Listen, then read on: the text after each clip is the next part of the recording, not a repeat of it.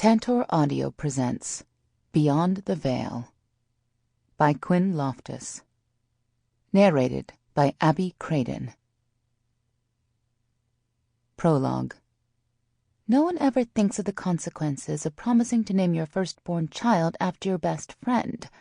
If your best friend is Jen, however, you should think of any and all possible consequences which are, more often than not, created simply by her presence. Sally. Jackie just happened to be walking by the door when she heard one of her best friends yell, "Bloody hell!" She backpedaled to Sally's door, and without knocking, turned the knob and quickly pushed it open. "Sally? Sweetie, you okay?" she called tentatively into the room. "I'm over here, Jackie, and okay is taking a vacation at the moment." Jackie followed the sound of Sally's voice into the attached bathroom. She found her friend standing in her bra and shorts with her back to the mirror, holding a handheld mirror in one hand so that she could see her reflection from behind. Jackie's mouth dropped open at the sight. "Yeah, that was my first reaction, too." Sally nodded at Jackie's dropped jaw. "But then I moved quickly into the next possible reaction of, what the hell is on my back?" "Your markings," Jackie whispered.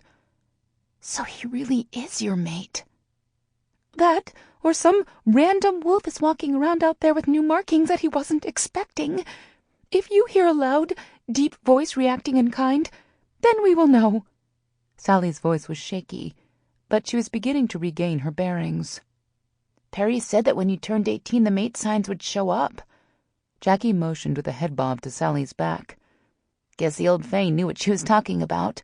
Today is your birthday." "I don't hear anything in my mind." Sally closed her eyes and scrunched up her face. Jackie laughed. "You won't have to make funny faces in order to hear your mate, Sal. Although you probably will until you get used to hearing a disembodied voice in your head, in which case Jen will be sure to ask you if you're constipated." "Who's constipated?" They heard Jen's voice coming from Sally's room. "You know they make stuff to help unclog the pipes down there." Jen came into the bathroom doorway and grinned at her two best friends.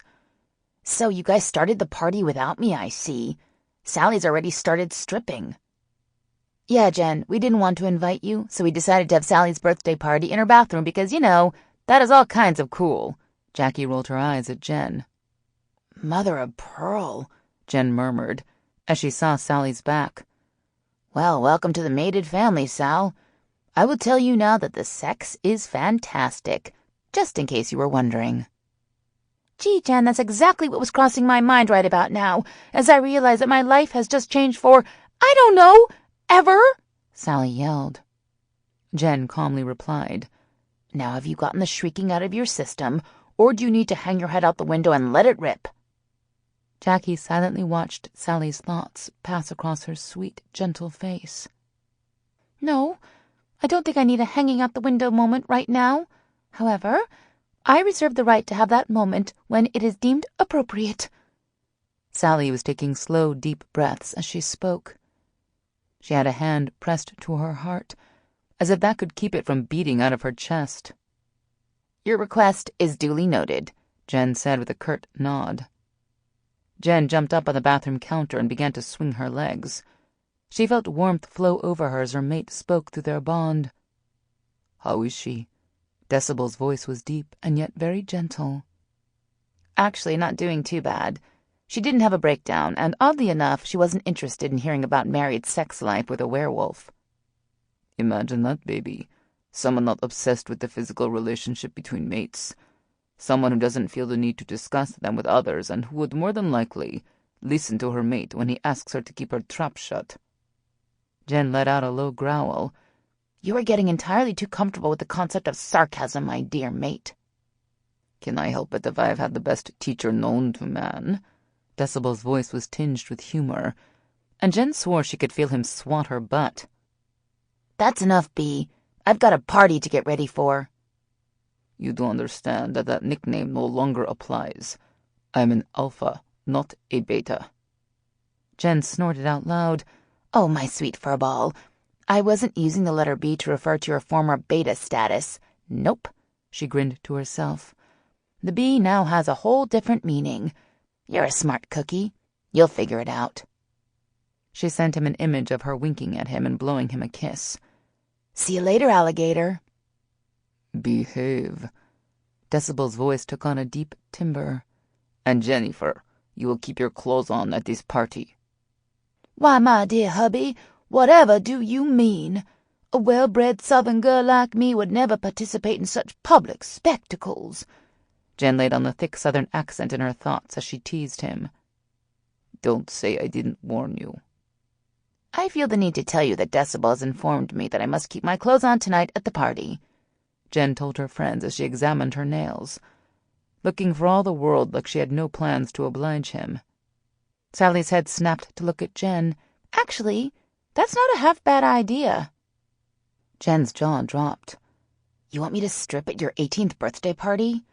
You do realize that a stripper is typically used at a bachelorette party, not a birthday party. If a stripper is used for a birthday party, it's really only appropriate for the big 2-1. And even then, it has to be at the beginning of the party because shortly after it starts, everyone is smashed enough to think that they have the body to be a stripper as well. That's when things get ugly. Literally." Sally and Jackie stared open-mouthed at Jen. Before they could talk, she quickly added, "Oh, and in case you haven't noticed, I am very much a female. I would think that if you must have a stripper at your party, then surely you'd want someone, I don't know, who maybe has the absence of breasts. Unless, of course, you are into man boobs. But I think you would find it hard to find a male stripper who is endowed with said boobs, especially if you were wanting someone with my—" Sally interrupted Jen's commentary with a loud shout. "Shut it, Jennifer!" Jen's mouth snapped closed as her eyes widened, staring at Sally in surprise. "Wow, Kitty has grown some claws," she muttered. "The point is not for me to enjoy the show, Jen," Sally snapped. "The point is, if you strip, you would keep the attention off me." "It's your party, you goober smooch. The attention is supposed to be on you." Jackie snorted out a laugh. "Did you just call her—" Jen interrupted her red-headed friend. "Yes, a goober smooch. It is completely warranted at this point in the conversation. Also, I don't think you two understand the wrath that I would endure from the alpha of the Serbian pack for even taking off my shoes and wiggling my cute little toes at everyone." This time Sally and Jackie laughed together. "Man, that would totally be a MasterCard moment. Priceless." "Who said your toes were cute?" Sally added. "Don't be brash, Sally." Jen rolled her eyes. "You just asked me, of all people, to take my clothes off in front of at least 50 people, maybe more. Jen, you played strip poker with the enemy. You flashed your not-quite-mate in front of the other males of our pack. You—" Jen snapped her fingers together in front of Sally's mouth with a shh. "That was the old Jen. This is the newly improved mated Jen," she said, the look on her face daring them to contradict her, and of course they did. "Do you really want me to get into the fact that I saw you running to your room in the middle of the night just a few days ago, in your underwear?" Jen clapped her hands together, laughing. "Oh, man, you guys should have seen his face. I thought he was going to kill me." This time, Sally and Jackie crossed their arms across their chests, giving their own smirks back. Okay. So maybe I still have a tendency to run about in less than acceptable attire. Still, this is a major, seriously owe-me-like name-your-first-child-after-me request." "That's okay," Sally said enthusiastically. "The chances of me getting pregnant are slim to none, so I can go with that, and of course if it's a boy, I won't have to name him after you." Jen clucked her tongue at Sally. "Oh, you naive, sweet thing. You think a little thing like the sex of your child will get you out of naming him after me if I do this for you?" She shook her head as she took slow steps toward the brown-eyed healer. "Oh, no, gypsy woman. You will name him after me. I don't care if it's Jen Bo, Jen Bob, or Jen Jackifer. I don't care if it's as blatant as, yes, I am a boy named Jennifer. But know this, I will sign my freedom away by simply suggesting that I'm going to undress. I will have to watch my oh-so-possessive mate stare daggers at me while I dance on a table. Then I will have to tuck my furry little tail and run for my life from said possessive mate. For all this, you will owe me." Jackie let out a low whistle. Man, Decibel must be tying her up whenever she steps out of line. She's usually jumping at the opportunity to get freaky in a crowd. The bigger, the better." Sally was looking at Jen with her mouth dropped open but nodded, acknowledging Jackie's words. Jen stepped back and clapped her hands together with a grin. "So, now that that's settled, when does this hoedown get started?" Chapter 1. In the event of some sort of gathering, if one of the bossy, overbearing, possessive furballs has not flipped his switch and attacked some poor young pup in some misguided attempt to protect his woman's virtue, then the night is not over. Jen. Costin paced his room like a caged tiger after having stood in front of the mirror for an hour, staring at the markings that now encompassed more than just his right shoulder and right shoulder blade. The markings had moved up the right side of his neck to behind his ear and down his right arm. There was one swirl that came just an inch over his right shoulder, close to his collarbone. He was more surprised by that than anything. It meant that he had the potential to be an alpha. The right-sided markings revealed his dominant status, but only alphas had markings on the front of their bodies. His natural inclination after seeing them was to head straight for Sally's room and demand she bond with him, now. But surprisingly, his wolf had stopped him and reminded him that she wasn't a wolf, she was human, and wouldn't totally understand the need for him to claim her. So after pausing to think about it, he realized that after all these months of seeing Sally and her friends interact, she would need them as she discovered that they were indeed mates, and with the physical evidence to prove it. Of course, that made Costin want to jump up and down like a teenage boy who had just landed a date with the girl of his dreams, which, to some degree, was exactly what had happened, only this date was going to last a lifetime. He had no problem with that, but he had known his whole life that he would be mated to someone the great Luna had made just for him.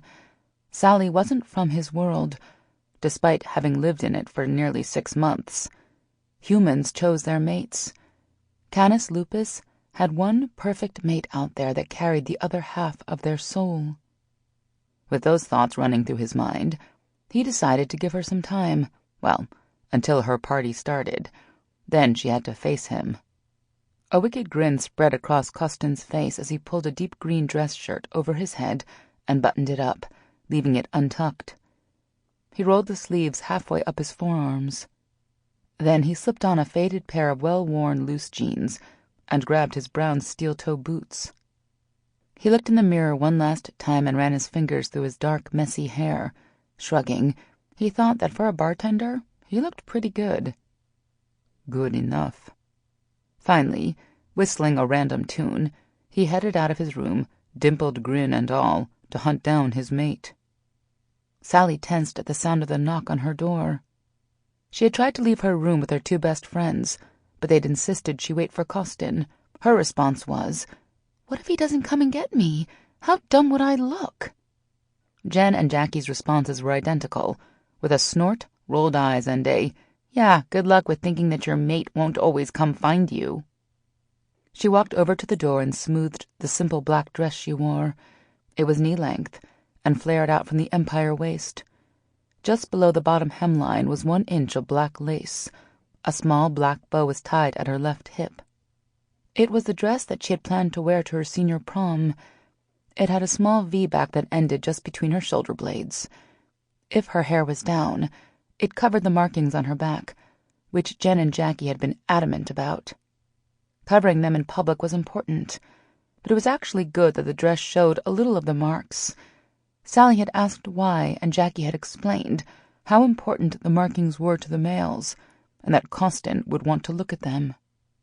Sally knew that she was safe with Costin, but she had never really had a boyfriend. She didn't figure that Stephen Matthews attempting to kiss her by shoving his tongue in her mouth after school in the 7th grade counted. Everything with the whole true mate stuff seemed so intimate in comparison with anything she knew about relationships. Another knock brought her out of her thoughts. Apprehensively, she grasped the doorknob and pulled it open. Costin's contagious dimpled smile was positively breathtaking on his handsome face. She took in his appearance and liked how he hadn't changed who he was for her party. He didn't try to look fancy or be something he wasn't. His untucked dress shirt and jeans fit him perfectly, and a little voice inside her whispered that he was freaking hot. She called that voice her inner Jen. Jackie and Jen did not know about her inner Jen. It was her little secret when she needed a boost of confidence. Sally smiled back and stepped aside to let him into the room. "You look beautiful," Costin told her as he stepped close. Sally noted, not for the first time, that he had no sense of personal space boundaries, at least not when it came to her. "Thank you." She felt the blush creep up her neck. "You look handsome." He winked at her. "Pretty spiffy for a bartender in Romania." Sally let out a small laugh. "I prefer it to a suit." "Excellent," Costin smiled. He began to circle her slowly, and his smile turned intense, and there was a wicked gleam in his hazel eyes. Sally took in a short gasp when she noticed they were glowing. "Do you have something to show me, Sally mine?" It was then that Sally noticed the markings climbing up the right side of his neck, and the ones that crawled down his right arm from underneath his rolled-back sleeve. Sally stalled. "My markings have changed. Surely you noticed." He was teasing her, and the tone of his voice helped her relax. She slipped her hand under her brown hair and swept it over her shoulder to reveal her back to him. A low growl came from him as he stood behind her. She nearly jumped away when she felt his fingers, like a whisper of silk against her skin. Starting at the top of her neck, his fingers traced the marks until the dress halted his progression. "Easy," he whispered to her when she jumped. Sally swore she could feel the oxygen being sucked from the room as Costin's dominance filled the space. Costin," Sally squeezed out through her tight lungs, "sort of short of breath here." Costin immediately reined in his possessiveness at the sight of the beautiful markings, which climbed up her spine like a vine. He pulled her hair back over her shoulder to cover them. His hand rested on her waist, and followed around as he circled back to stand in front of her. "Your friends explained what the markings mean?" The question was gentle. Sally nodded. "They mean that I'm your mate." Costin grinned. "Yes, gypsy lady, you are indeed mine. But those markings are for my eyes only." His voice was still gentle, but there was an underlying darkness to them. It was clear that he, like Fane and Decibel, was going to be very possessive and obsessive about the markings. "Your eyes only," Sally repeated. "Got it." "So?" Costin's voice brightened as he squeezed her waist. "I hear you have a birthday today." Sally laughed. "I don't know where you could have possibly heard that." "It might have been from a certain blonde running around the mansion reminding everyone of the party of the century taking place in honor of, and I quote, the most badass gypsy healer known to man, which was followed up with a, no offense to Rachel, but fact is fact." Sally rolled her eyes and let out a moan of embarrassment. "Sometimes I think we should make a waiver for her to sign so that she understands we aren't responsible for our actions when she flies off at the mouth." "Well, I for one have been looking forward to it.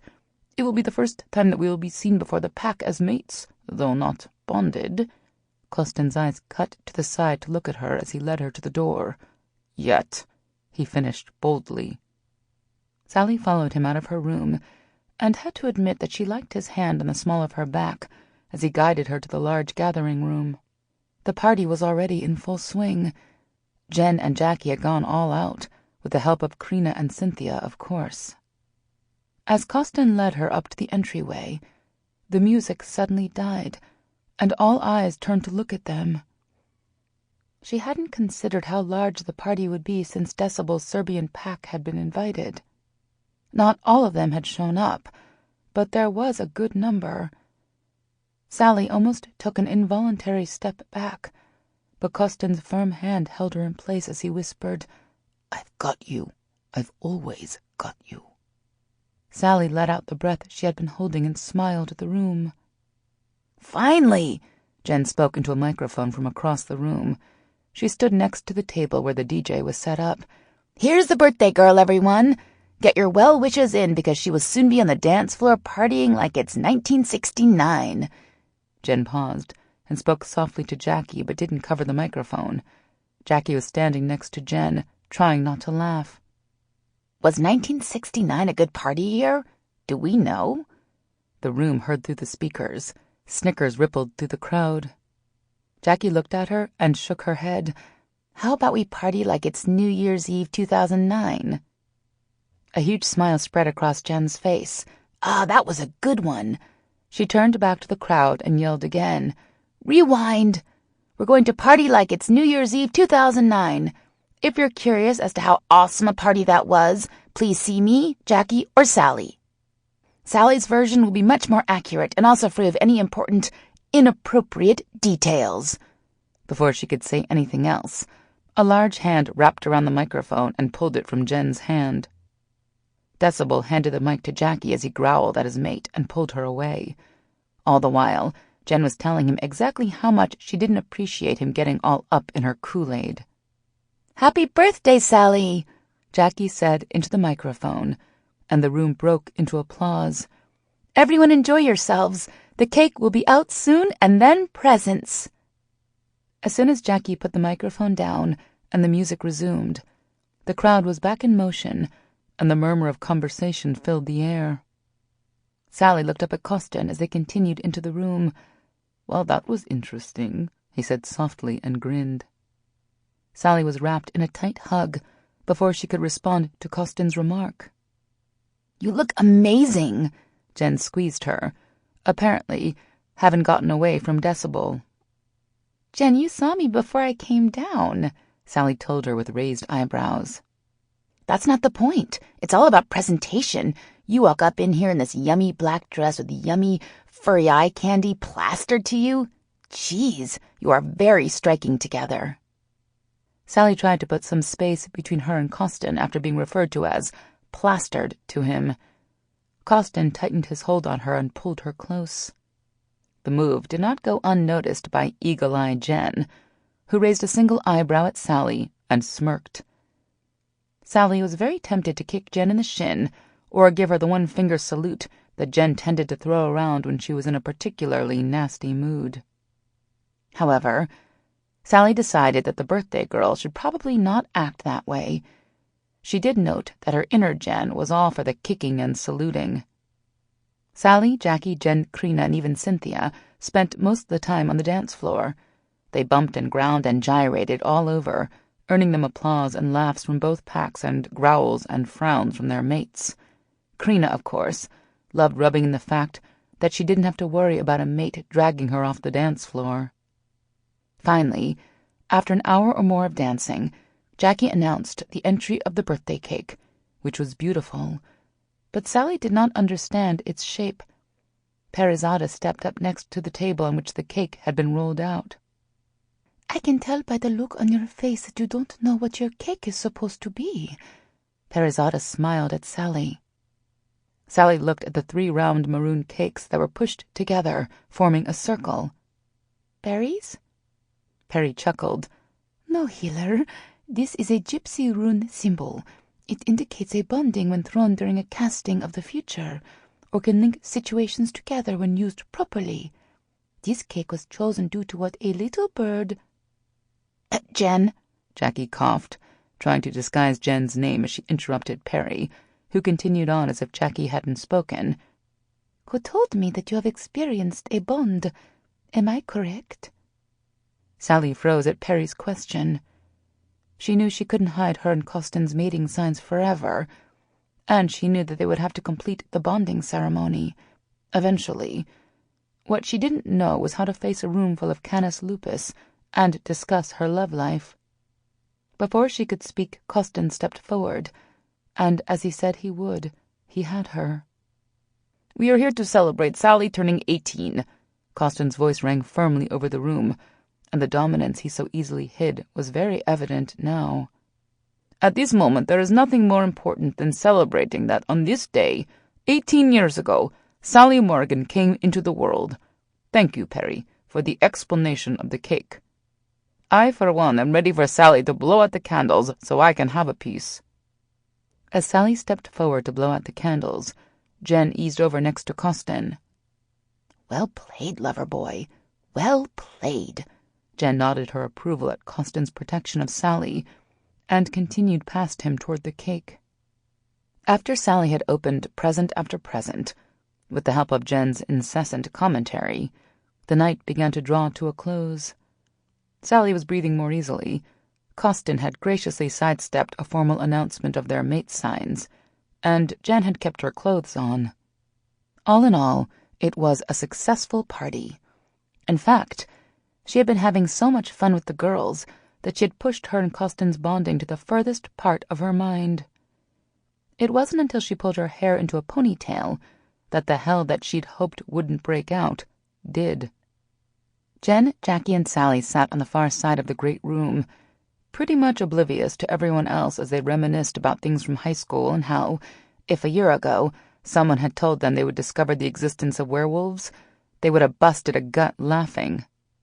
Then they started laughing over the things Jen had pulled over the past year, once they all had gotten their driver's licenses.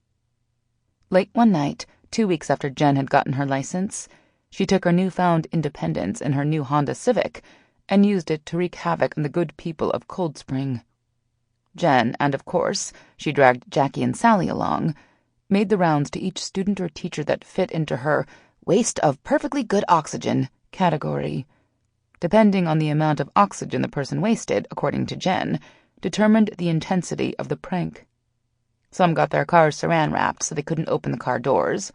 Some had their yard forked, which was very time-consuming and utterly annoying to the prankee when it came time to mow the grass. Some got Vaseline put on every visible handle of any kind. After that night, Sally and Jackie had wholeheartedly agreed that allowing Jen access to a vehicle was definitely not in the public's best interest. "I can't believe your parents thought it was a good idea to let you have a car," Jackie said, then cocked her head to the side. "Speaking of parents, when are you two going to call dear old Mom and Dad and give them the news of your change in circumstance?" Before either Jen or Sally could answer, Sally felt a finger brush gently against her back, directly over her spine. She knew instantly that it wasn't Costin, because the sensation of ants crawling all over her skin rippled over her.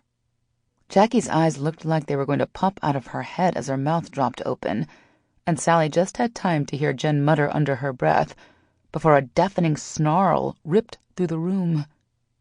"Guess I'm going to have to strip after all." Jen stood, motioning to the DJ by bumping her thumb in an upward motion, indicating she wanted him to increase the volume. As she climbed up onto the table, she watched Costin, who was now glaring at the young Serbian pack member who stood behind a terrified-looking Sally. Everything seemed to move in slow motion from that point on. "Shit," Jen breathed out as she watched Costin lunge and phase in midair. Only a few in the back of the room had realized what was going on, so Jen took the opportunity to jump across from table to table, like a frog on lily pads, until she landed on the table closest to the dance floor. And in one of those rare Jen moments, the DJ started the Black Eyed Peas, "Let's Get It Started in Here." Jen thought, "How appropriate," then let out a loud whoop, pulled her hair out of her ponytail, and shook it out as her body moved to the rhythm of the music. She tried to ignore the growling in her mind. She knew that Decibel would be torn on whether to drag her off the table or help restrain Costin from killing one of his pack members. She could admit that maybe by now she would have learned not to poke the sleeping tiger, or, in this case, wolf. But as she had said in other stripping situations, desperate times call for desperate measures. The crowd was clapping, and all turned to watch Jen as she kicked off a shoe. She was trying to do as much dancing as possible in between removing items from her body, hoping to minimize the damage. She kicked off her other shoe, and when she began to pull up the sheer black top she wore over a camisole, the room erupted in whistles and more applause. The music switched, and Pitbull's voice came across the speakers, "Give Me Everything," streaming out. Again, Jen mentally rolled her eyes at the song, wondering if each one was going to describe the current situation. Someone in the universe was taking great pleasure in adding to the already dangerous situation. Jen made a big show of using the sheer top as a dancing prop. Sample complete. Ready to continue?